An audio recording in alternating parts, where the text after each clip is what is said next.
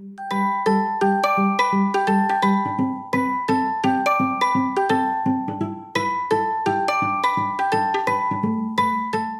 you feeling drained and unmotivated now that the holiday cheer has faded? You are not alone. Today, we're diving into seasonal affective disorder and how it uniquely impacts us as parents. So, get ready for some family friendly strategies to boost your mood and rediscover your spark this winter.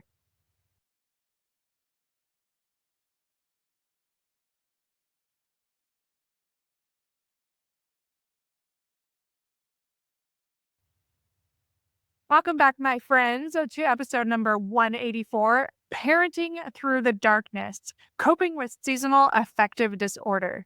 This is something I continue to come back to because my clients are in the dark, literally, when it comes to what the seasonal affective disorder is and how to manage it.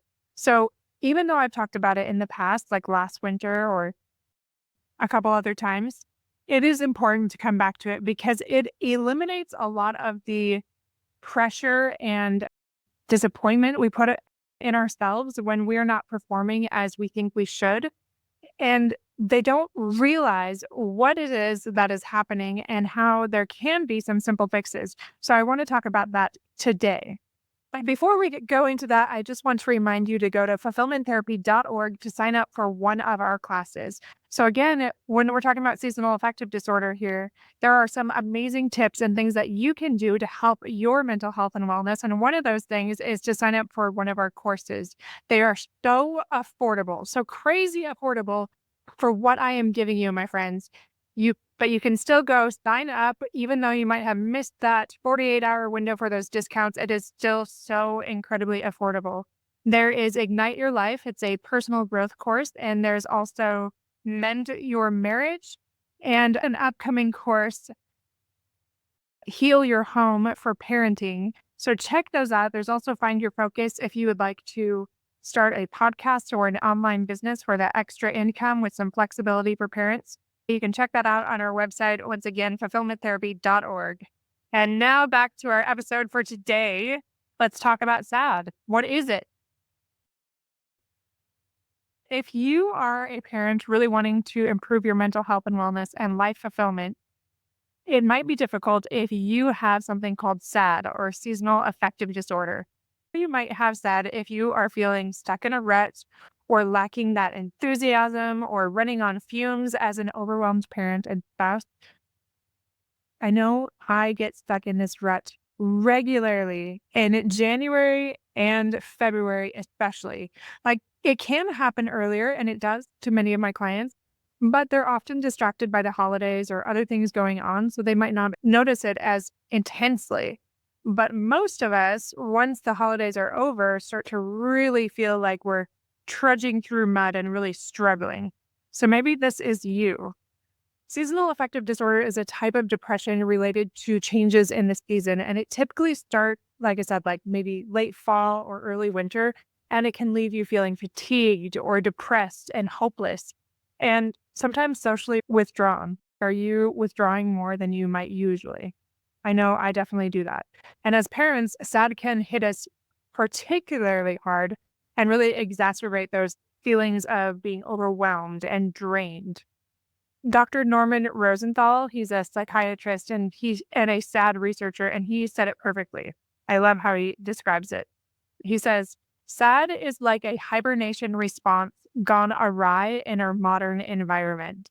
Isn't that the perfect way to put it? Because I do feel that when I'm experiencing SAD, it is like I want to hibernate, but I can't. Like the demands of parenting, the demands of life keep on going, but my body is, like, slowing down. Even my mind is slowing down. It's hard to process things. Like, I just wanna bury myself in the covers, but I'm still, like, trying to do all those things. I'm doing all the right things. I'm putting my fingers in quotes here, and yet it's still so hard. It feels, like, so beyond me sometimes, and a lot of my clients are saying the exact same thing.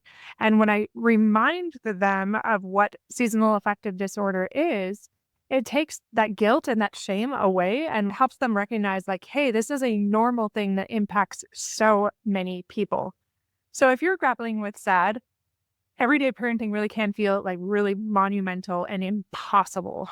So you might find yourself struggling to engage with your kids or lacking the energy to help them with homework or any of the typical things like making dinner.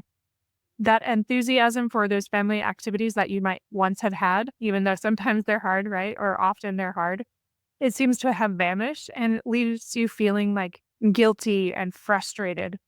My friends, you are not alone. So many of my clients are facing these similar challenges. Even Adele, if Adele, the singer, she talks openly about her battle with SAD, and it made it really difficult for her to live in the UK. So she actually ended up relocating to Los Angeles because it was so much sunnier and helped her manage her symptoms better. I know when I was studying it a long time ago, because I was like, why does this always get so hard about this time? All across the United States, the places that I've lived the most in my life are like Wisconsin and Idaho and Minnesota. All of these places, they all across the United States really struggle with seasonal affective disorder because of the amount of sunlight they receive and the long winters. And it makes sense why I've struggled with this for so long in my life because of the states that I've lived in. Maybe that's you. And even other places in the United States and in the world experience this. Consider researching that a little more to figure out if that might be you. Okay, so now maybe you realize, okay, yes, I do have seasonal affective disorder. So what can I do about it? Like I've mentioned in previous episodes, you can consider light therapy. So this is using a light box for about 20 to 30 minutes each morning. And this can help regulate your body's circadian rhythm and help boost your mood. Another thing that I always do and recommend to my clients, because it's the one that helps me the most, is exercise. So even just a short walk a day can make that significant difference. So try to get moving, especially during daylight hours outside when at all possible, even if it's cold. It really does help. So try that out. Very simple, but very impactful. And then the next one is mindfulness and meditation. I know the rolling of the eyes, but these things always help. So those simple techniques like deep breathing or guided imagery can really help calm your mind and reduce that stress. Now, what about some actionable steps for parenting when these things are really hard and you're in the thick of it? Well, you can establish a consistent sleep schedule for your whole family. That's going to really help regulate your body's internal clock. You can also, like I just mentioned a minute ago, plan those outdoor activities during daylight hours or even on those cloudy days. So you can still have maybe a winter picnic with thermals of, I don't know, chicken noodle soup or something like that. Or do you just take a very quick walk? Whatever it is, you can still do that as a family because chances are, if you're struggling with it, maybe your kids are too, but they don't have the awareness to know what is going on. So normalizing that earlier in the season and say, hey, sometimes these things happen. So if you're struggling with this or feeling this way, this might be what's happening. And that's totally normal and it's okay. But there's things that we can do to help with that. So let me know if you're feeling that way. And that can take the shame away from it, like they did something wrong. You could also create a supportive environment at home with maybe warm lighting, cozy spaces, like blankets and books and hot chocolate, and just, again, normalizing that experience and knowing that it's for a time. Another thing that my family and I like to do is we like to plan little getaways, even.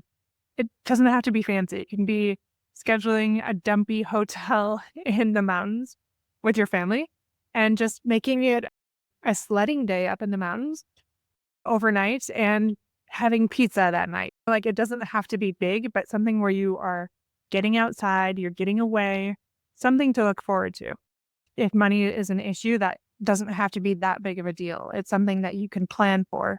Or it could be something bigger, like traveling somewhere where it's bright and warm and you just know that in January or February, that's something that you need to do because it's such a difficult time to get through without some sunny weather.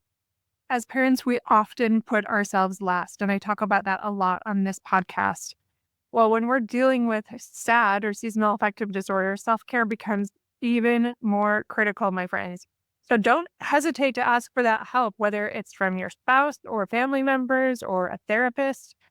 it's really important to communicate our needs clearly with your spouse and your family, but with anyone else, friends, whoever that might be, wherever your support system is. Your support system cannot help you if they don't understand what it is that you're going through. So, again, my friends, just wrapping up today's episode, managing SAD is a process. So, be patient with yourself and focus on the small positive changes. Remember that incremental growth that I am always talking about. It's not just for you, but your entire family. They are going to be going through these things too, whether it's right now or later in life, and you're modeling how to handle that well. So when you take care of yourself, you're setting that powerful example to your children and to others, maybe people you don't even recognize, but you're also creating that more harmonious home environment or peaceful home environment. So take away the shame, take away the blame, take away all that guilt. Recognize this is just a normal part of the winter season, especially if you live in those cold, dark, and dreary places for the winter time. And unfortunately, we are not like bears and we cannot hibernate in the same way. I wish it were, but there are things that we can do to improve our winter and get through that. And you are not alone, my friend. So do what you can to navigate this and get the help that you need. As a reminder, check out our blog on fulfillmenttherapy.org/blog. We turn all of our podcast episodes into blog articles so you can get all that information there and use those tools and those resources to take your mental health and wellness and your life fulfillment to the next level. So check that out, as well as all of our social media channels on Instagram and Facebook. Just check out Fulfillment Therapy, and all of the links are in the show notes, so you can check that out as well. All right, my friends, you take care, and I'll see you back here in just a few days.